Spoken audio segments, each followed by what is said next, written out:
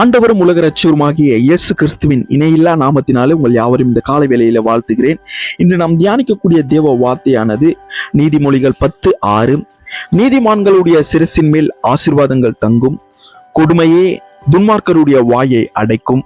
அன்பான தேவனுடைய பிள்ளைகளே, இன்றைய நாளிலும் நாம் ஒரு முக்கிய சத்தியத்தை நினைவில் கொள்ள வேண்டும்.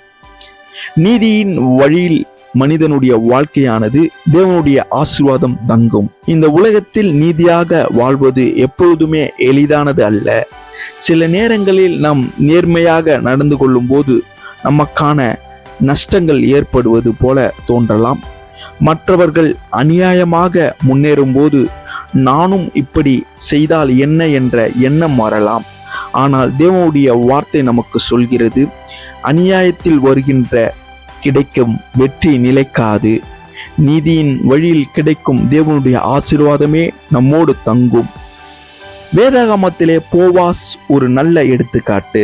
தன் வயலில் அறுவடை செய்து கொண்டிருக்கும் போது தன்னிடம் வேலை செய்கிறவரிடத்திலும் ஏழைகளிடத்திலும் ரூத்தினிடத்திலும் அவன் நியாயமாகவும் இரக்கமாகவும் நடந்து கொண்டான். தன்னுடைய அதிகாரத்தை தவறாக பயன்படுத்தவில்லை, பிறருக்கு உரியதை அபகரிக்கவும் இல்லை. அவனுடைய நீதியான நடத்தை தேவன் உயர்த்தினார்.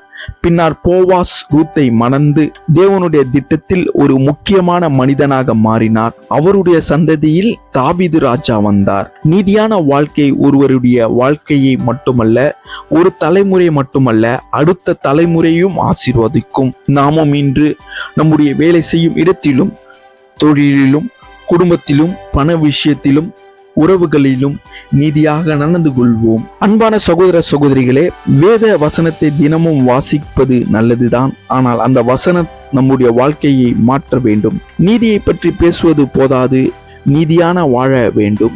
இன்று நாம் ஒரு தீர்மானம் எடுப்போம். கர்த்தாவே, உலகம் எப்படி வாழ்கின்றது என்பதை பார்த்து நான் வாழாமல் உம்முடைய வார்த்தையின்படி வாழ எனக்கு கிருபை தாரும். அநியாயத்தை வெறுத்து நீதியை நேசிக்கவும், யாரும் பார்க்காத இடத்தில் உண்மையாக இருக்கவும் எனக்கு உதவி செய்யும். என் வாழ்க்கை என் வார்த்தையை விட பெரிய சாட்சியாக இருக்கட்டும். அன்பானவர்களே, நீதியான வாழ்க்கை கடினமாக இருக்கலாம், ஆனால் தேவனுடைய துணையுடன் அது சாத்தியமாகும். அநியாயமானது தற்காலிக உயர்வை தரலாம், ஆனால் தேவனுடைய நீதி என்றென்றைக்கும் நிலைக்கும். நம் நீதியாக வாழ்வோம். தேவனுடைய ஆசீர்வாதம் நம்மோடு தங்கட்டும். இந்த காலை வேளையிலே ஒரு நீதியான வாழ்க்கையை வாழ்ந்து நம் தேவனுடைய ஆசீர்வாதம் நம்மோடு தங்கியிருக்க தேவன் கிருபை செய்வாராக. God bless you.